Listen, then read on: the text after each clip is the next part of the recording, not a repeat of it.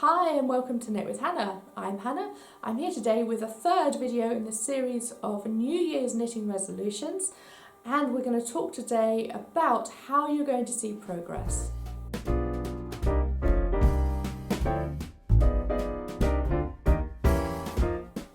Hi and welcome to Knit with Hannah. I'm Hannah. I'm here with Knitting Natter to help you learn to knit the easy way. This is indeed our third video in the New Year's knitting resolution series. We are talking today about seeing progress, getting those habits in place and making sure that this works for you long term. If you haven't watched videos 1 and 2, then do go back and watch them as well. We've talked about the expectations and the focus that you'd like for your New Year's resolution. Now we're going to make sure that it works. First thing I'd like to suggest is that you either set up weekly, monthly, or daily goals. Do you have projects that you'd like to knit every month? Do you have times in your calendar you'd like to knit every week? And that might be, like I suggested yesterday, a workshop or a knit and natter that you go to. So you can say that you've ticked it off, done it, it's in your diary and it's done. That will mean that you're knitting on a regular basis and it will feel more routine.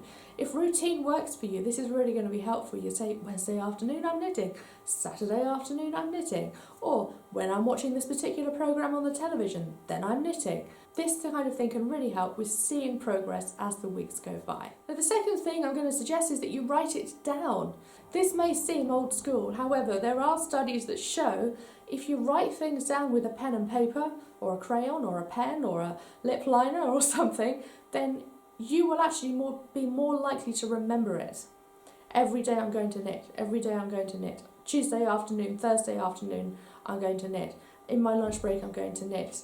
Make those notes for yourself and it will be a lot easier for you to remember those points in your calendar where you know you're going to knit, or you've got a workshop to go to, or something like that. So the third thing is, why not put some notifications on your phone?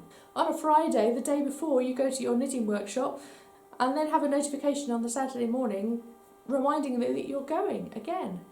That kind of thing can really be helpful as well. It's like, oh, yes, and you'll be so excited about it too, because it will start to become a thing that you remember, become routine, and if you don't go, then it feel like something's missing.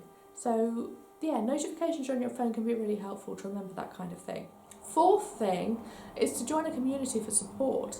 And that could be at your local yarn store. They could have a knit and natter regularly. It could be an online community, such as my membership. And I'll put a link in the description below. You can go and have a look at that. We have a monthly knit and natter, which is live on video. There are lots of courses in there if you'd like to see them as well. And we have the community feed. So you can chat in the Patreon feed, and indeed you can go and chat in the Facebook group that's attached to it as a bonus as well. So that kind of thing can really be helpful, because there's people by your side going, did you knit today?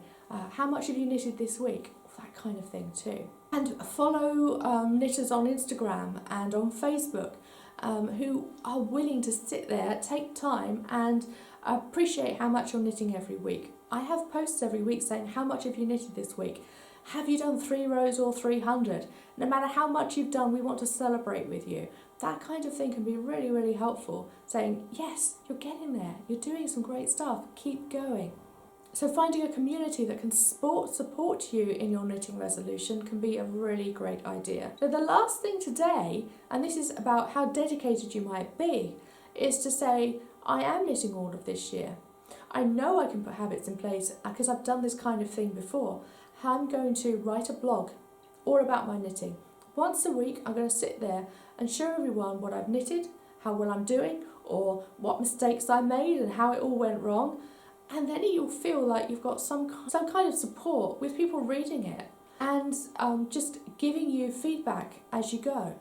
This could also be all about sharing your photographs, as simple as that, on Instagram, and saying, I'm knitting this year, I just started, or I'm knitting this year, I've been knitting for 5 years, but I want to set myself up with this new challenge. These are the photos as I get going with it, and these are the photos as I achieve those next steps and those next goals. That could be really supportive as well. People will be liking your photo and leaving you comments saying how great you're doing, or, oh goodness me, yes, I made that mistake myself as well. You're not alone in this.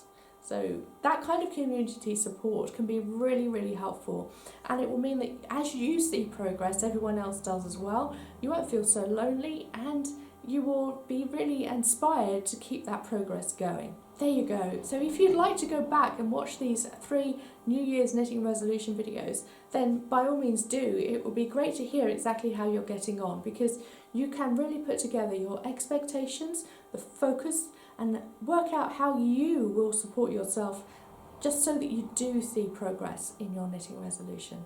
Great, thank you so much for joining me these last few days. I will be back, of course, with Tuesday's video. I'm back every Tuesday, every week, with a video every Tuesday in 2020. So do subscribe if you haven't already, and click on the little bell so you get notifications. I'd love you to be part of the community and to join me for these videos every week. Thanks so much for joining me today. I will see you again soon. Bye for now. Happy knitting.